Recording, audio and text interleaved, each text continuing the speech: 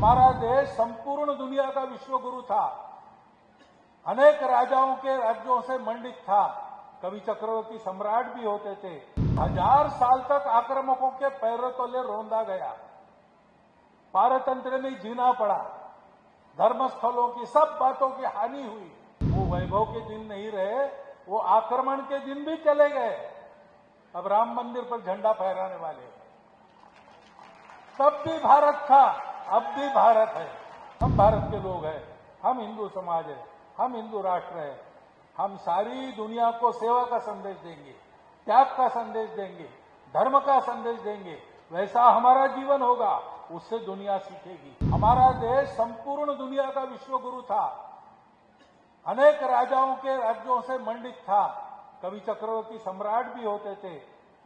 दुनिया का एक बहुत बड़ा संबल भारतवर्ष था, तब भी भारतवर्ष था।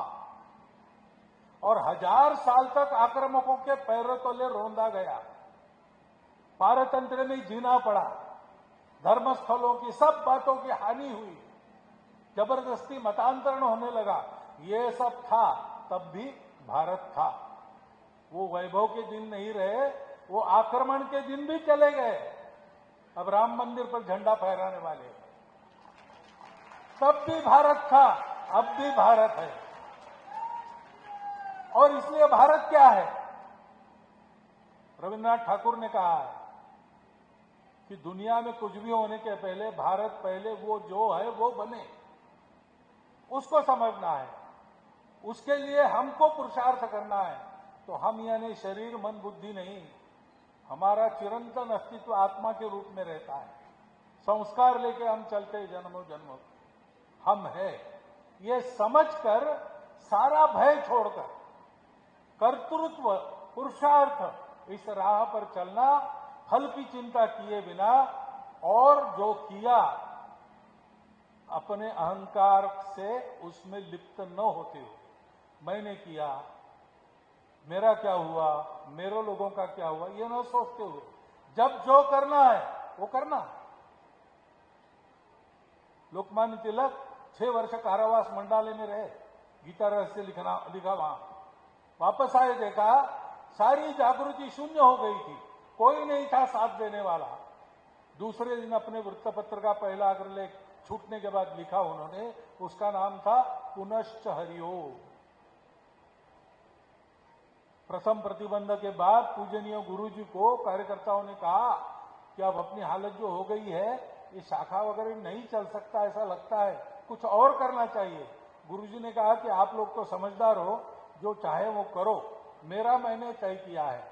आप लोग आएंगे साथ तो आपके साथ, आप नहीं आएंगे तो आपके बिना। मैं फिर से 5 बालकों को हाथ में लेकर मोहिते सायन शाखा शुरू करूंगा। ये है, हमको करते रहना है। लाभ हानि, यश अपयश, राग द्वेष, सबकी चिंता छोड़ के, इन दुविधाओं से बाहर निकलकर धर्म के लिए, देश के लिए, ईश्वर के लिए, अपने आत्मा के सम्मान के लिए हमको अपना कर्तव्य करते रहना है। उससे क्या मिलेगा ये सवाल नहीं करना, अपना धर्म चलना। हम भारत के लोग हैं, हम हिंदू समाज है, हम हिंदू राष्ट्र है। हम सारी दुनिया को सेवा का संदेश देंगे, त्याग का संदेश देंगे, धर्म का संदेश देंगे। वैसा हमारा जीवन होगा, उससे दुनिया सीखेगी। और ऐसा हमारा जीवन हो, इसलिए हमें करना क्या है? तो हमारी सभी परंपराओं का, जो भारत में आज तक हो गई उन सब का, और भारत में आगे होगी उनका भी, या यूं कहे कि विश्व में विज्ञान और अध्यात्म के बारे में जितना विचार पहले हुआ है और बाद में भी होगा, उन सब का निचोड़ हमारे हाथ में 700 श्लोकों में भगवान व्यास ने दिया है, श्रीमद् भगवद गीता के रूप में। सदा के लिए हमारे लिए एक दीप है, उसका अध्ययन करना, उसका अर्थ समझना, आज की परिस्थिति में आचरण के रूप में उसका अर्थ क्या होता है वो जान लेना। छोटी छोटी पुस्तिकाएं महाराष्ट्र ने प्रकाशित की है, और उसके अनुसार अपने जीवन में परिवर्तन लाना।